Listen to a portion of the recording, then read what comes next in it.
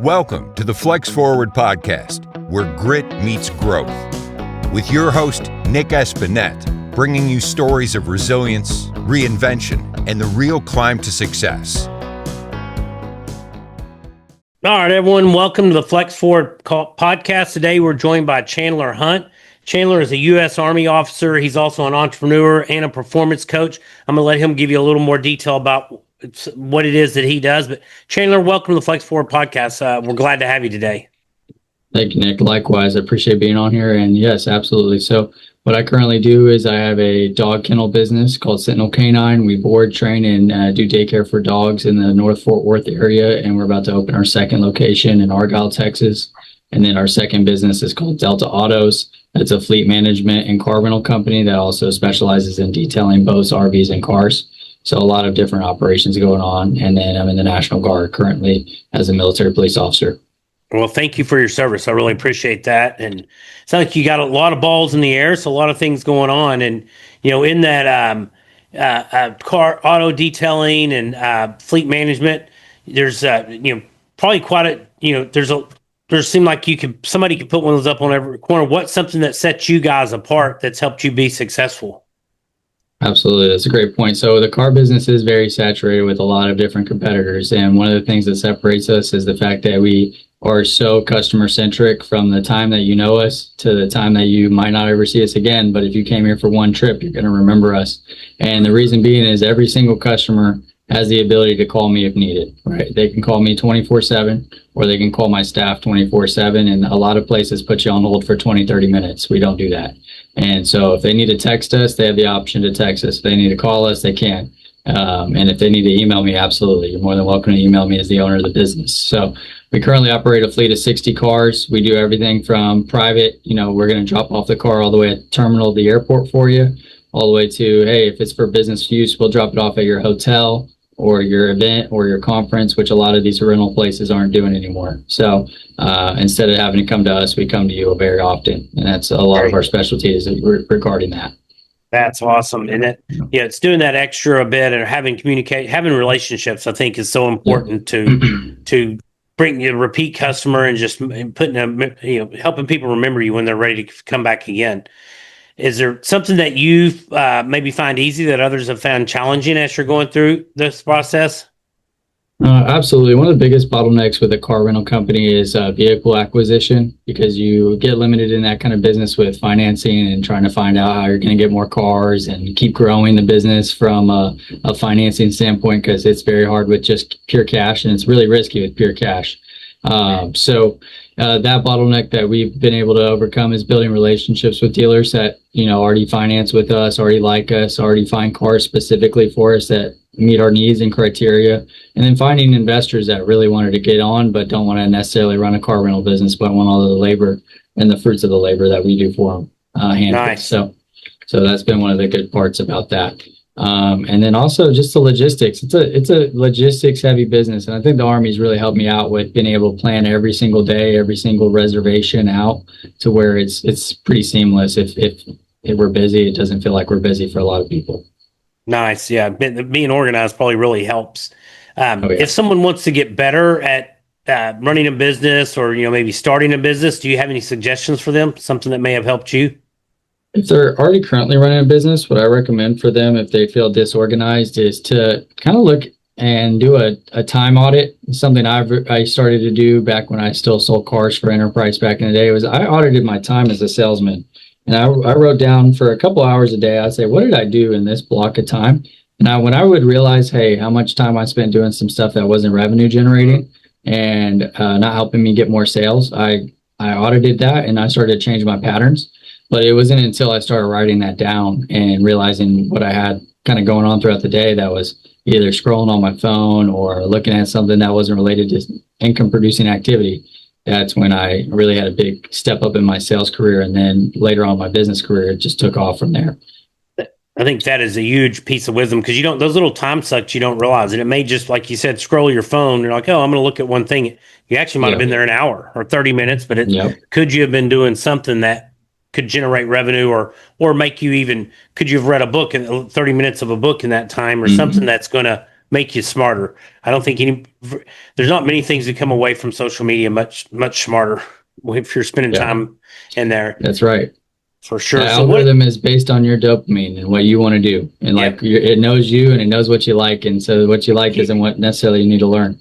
Yeah. 100%. And then your second question was if you were going to start a business. So my answer for that one's a little different, is know your why. 100% always know your why. And why do you want to start a business? Is it to get rich? Don't start a business. That's what I always tell people. If you want to get rich, don't start a business. The reason being is if that's the only thing that gets you up in the morning is trying to get rich, you're not doing it for the right reasons. So figure out your why, figure out your who. That's like your avatar, I would say, is who are you actually going to serve?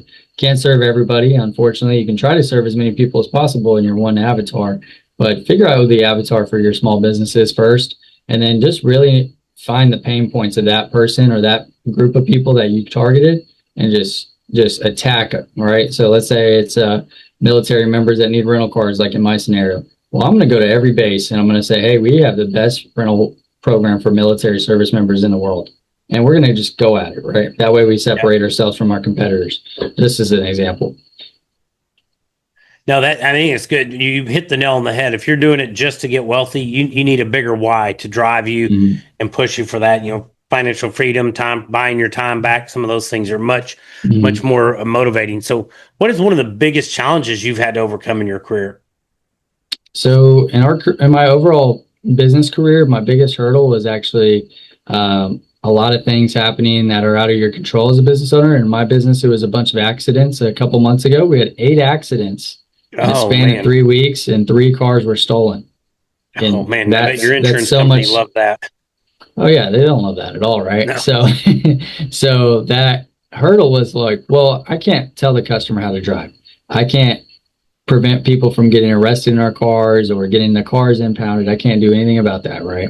But what can I do? I can build better systems that kind of mitigate the renter profile that we had rented to. Gotcha. We can get some more stringent with the deposit or more risk adverse with who we rent every car to. And so we just kind of settled down, and then we had a couple claims internally with our employees. Our employees weren't driving safe. So 3 of those claims were employee claims. It was just talking to the team and being like, hey, this isn't, we're a small company. You crash 2 or 3 more cars in a month like this, like we're not going to be in business. We have to make sure that we can pay all these deductibles and file all these claims effectively, or we're not going to be here in a month. It can take you out that quick when it's that many wrecks. Soon. Yeah, so, they stop your insurance in no time. Yep. And we can't run a business without that. That's correct. Yeah, sure. Especially cars where somebody can get injured. You got to have insurance is so important. So it sounds like things are going well for you and your business, and a lot of entrepreneurs are looking towards the future. They start thinking about ways to create passive income to enhance or even replace their current income. What are your thoughts on passive income? So as far as anything passive, especially with my businesses, because they're service-based, it's based on the outcome of your product and your fulfillment. So what I always look at, if I'm going to try to get it as passive as possible, is integrating some kind of assistant. So I have an executive assistant, and I have 2 assistant managers for each business, and then I have a virtual assistant in the Philippines. She's great. I love hiring from the Philippines because they speak fantastic English, very respectful. They understand American culture. And so hiring people that can do the same tasks and that you trust to delegate to, that's how I say it becomes more passive. You might have to still manage them, of course, and look at their product and what they're performing on a daily basis and what they're putting out for your customers. But it's really bought back a lot of our time. And especially if you can get some great deal on the administrative side with people from the Philippines that are more than happy for the wages we provide. They love it. So that's helped me a lot.